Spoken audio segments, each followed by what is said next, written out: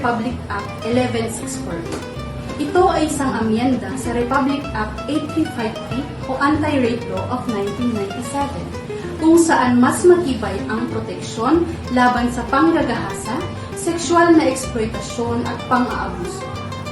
Mga pagbabago sa batas na ito. Itinaas ang age of sexual consent. Mula sa 12 taong gulang, ginawa ng 16 na taong gulang ang minimum age para sa consensual sex. Ibig sabihin, kahit may pahintulot, ang pakikipagtalik sa isang batang wala pang 16 ay itinuturing na statutory rape.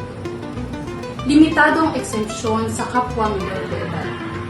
Kung parehong minor de edad, 13 hanggang 15 taong gulang, at hindi lalampas sa 3 taon ang agwat ng edad, maaaring hindi ito ituring rape kung mapapatunayang consensual o may pahintulot, non-abusive o walang pamimilit o pananakit, non-exploitative o walang pagsasamantala sa kahinaan o tiwala.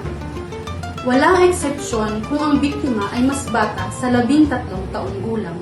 Kung ang biktima ay wala pang 13 taong gulang, automatic rape ito. Kahit sino pa ang gumawa, minor de edad man o hindi.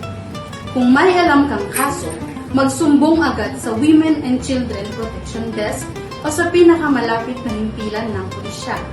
Ito po si Police Staff Sergeant Cristel Erica Banasan Juan nagpapaalala. Ang kaalaman ay proteksyon, ang pagkilos ay pagkilo. Sama-sama nating labanan ang karahasan. Ang paalalang ito ay mula sa Project Kaligtasan ng SCPO-WCPD.